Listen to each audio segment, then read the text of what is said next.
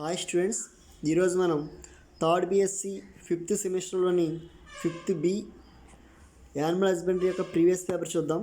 మనకి ఫైనల్ ఇయర్లో fifth A and fifth B అనేటువంటి రెండు పేపర్లు ఉండడం జరుగుతుంది. ఇందులో ఫిఫ్త్ బి యానిమల్ హస్బెండరీ అనమాట.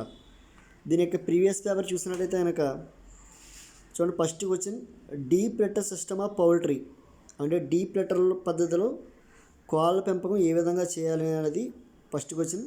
సెకండ్ క్వశ్చన్ చూడండి, ఫంగల్ డిసీజెస్ ఆఫ్ పౌల్ట్రీ, అంటే కోళ్ళలో వచ్చేటువంటి శిలీంధ్ర వ్యాధులు. Third question selection of eggs, అంటే గుడ్ల యొక్క ఎన్నిక ఏ విధంగా చేస్తారు. Fourth one loose housing system, అంటే పశువుల యొక్క లూజ్ హౌసింగ్ పద్ధతి అనేది ఏ విధంగా కన్స్ట్రక్ట్ చేస్తారు. Fifth question care of pregnant calf, అంటే చూడి ఆవు సంరక్షణ ఏ విధంగా ఉంటుంది. నెక్స్ట్ చూడండి, ఆరోది వీనింగ్ పద్ధతి లేదా దూడను వేరు చేసి పెంచే పద్ధతి. సెవెంత్ క్వశ్చన్ ఇన్ బ్రీడింగ్, దీన్నే మనం అంతఃప్రజననం అని అంటారు. ఎనిమిదో క్వశ్చన్ లెగ్ హార్న్, అంటే ఇది విదేశీ కోళ్ళలో లెగ్ హార్న్ గురించి క్వశ్చన్ అనమాట. నెక్స్ట్ వన్ ఎస్ఎస్ 5 ఉంటాయి, 10 క్వశ్చన్స్ ఇస్తారు, 5 రాయాలన్నమాట. చూడండి, 9లో A role played by animal husbandry in economy development of in the country, అంటే ఆర్థిక పరంగా భారతదేశంలో కోళ్ళ పరిశ్రమ సాధించిన అభివృద్ధిని వివరించండి. లేదా write an essay on management of layers, అంటే లేయర్ల యాజమాన్య పద్ధతులపై వ్యాసం రాయండి.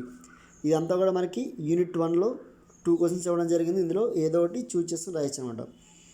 నెక్స్ట్ 10వ question write about the nutrient requirement for layers and broilers, అంటే బ్రాయిలర్ మరియు లేయర్ కోడ్ పిల్లలకు కావలసిన దానా గురించి వ్రాయము, అంటే ఫీడ్ మేనేజ్మెంట్లో యూనిట్ 2 సెకండ్ యూనిట్లో క్వశ్చన్ అనమాట ఇది. నెక్స్ట్ చూడండి, లేదా describe the viral disease of the poultry, అంటే కోళ్ళకు వచ్చే వైరస్ వ్యాధుల గురించి వివరించండి. ఇదో క్వశ్చన్ కూడా జరిగింది, ఇది సెకండ్ యూనిట్ అన్నమాట.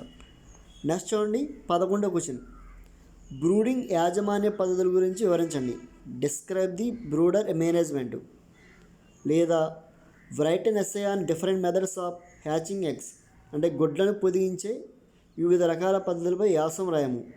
ఇది మనకి థర్డ్ యూనిట్లో ఉండడం జరుగుతుంది అనమాట. నెక్స్ట్ చూడండి, 12వ question what measures are needed for developing high yielding milk cattle, అంటే పాడి పశువుల ఎంపికలో తీసుకోవలసిన మెలకువల గురించి పేర్కొనము.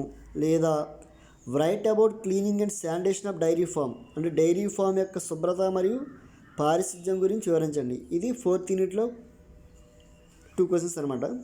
నెక్స్ట్ చూడండి, 13వ question describe the management of calf, అంటే లేగదోళ్ళ పెంపకం గురించి వివరించండి. లేదా explain how drying cows maintained, అంటే ఆవుని ఈనుటకు ముందు డ్రైయింగ్గా ఉండవలసిన అవసరాన్ని వివరించండి. ఇది 13లో ఏ అండ్ బి క్వశ్చన్స్ అనమాట. ఇదంతా కూడా మనకి 5th యూనిట్లో రావడం జరిగింది. అంటే యూనిట్ 1 నుంచే 2 ఎస్ఏస్, సెకండ్ యూనిట్ నుంచో 2, థర్డ్ యూనిట్ నుంచో 2, 4th యూనిట్ నుంచి 2, 5th యూనిట్ నుంచి 2, అంటే మన యూనిట్కి వచ్చి ఒక ఎస్ఐలో రాయడం జరుగుతుంది. Okay, thank you.